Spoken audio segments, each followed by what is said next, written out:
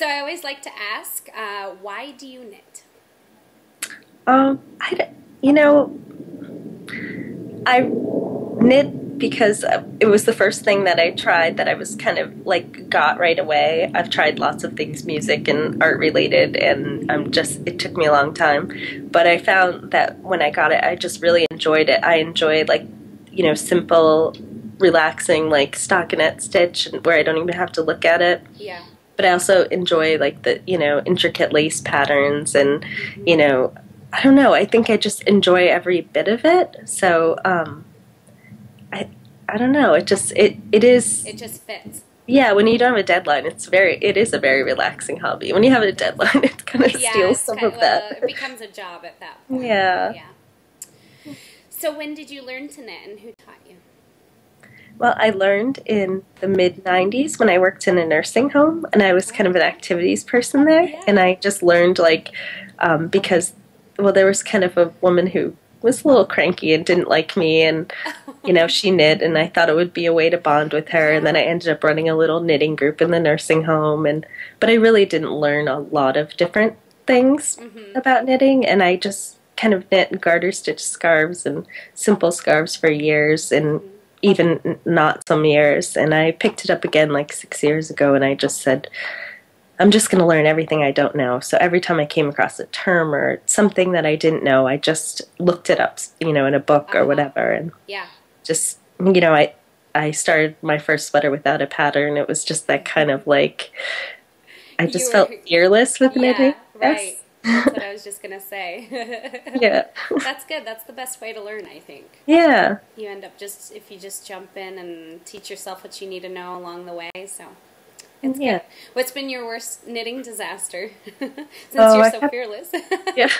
Well, I had once a disaster with a yarn that didn't behave like from the swatch, on a smaller scale. A swatch didn't behave the same way as the entire sweater did, and it actually stretched out like a ton when I was blocking it, and I was really worried. But it sprang back to smaller than it was when it dried, smaller than it was before I blocked it. So it was like this, like I ended up with a much smaller sweater than I wanted to have, and it was like for a deadline. It was just horrible.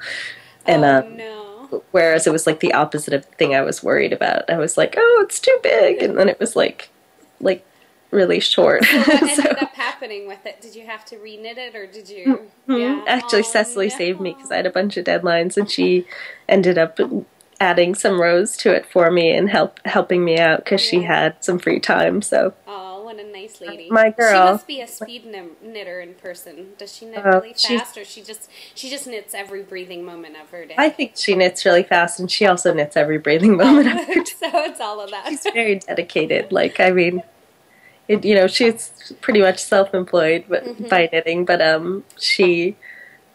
think she should get a raise. She's the hardest working woman in knitting. She's the best self-employed employee. Yes, I just think she is the hardest working person I've ever met. So. Yeah. It looks like that from all the patterns she puts out. So. Yeah, it's amazing. She amazes me all the time, and she's just so sweet, and she's just a great person.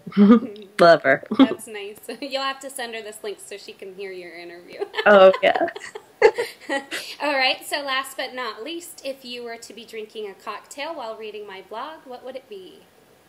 Oh, I'm such a lightweight with cocktails. I rarely have more than one.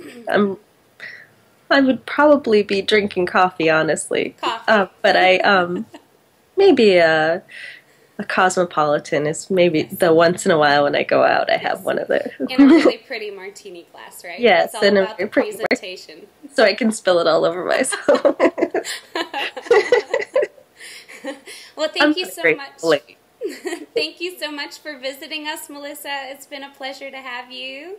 Well, thank you so much. It's been lots of fun. So you'll have to come back when you come out with your new book. You'll have to come back and visit us. Don't forget. Yeah. Okay, I won't forget. Thanks for stopping by. Okay. You take care. You too. Bye-bye. Bye. Bye.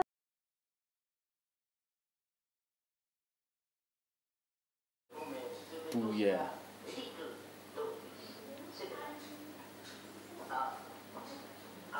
It's recording. See the fish in the background?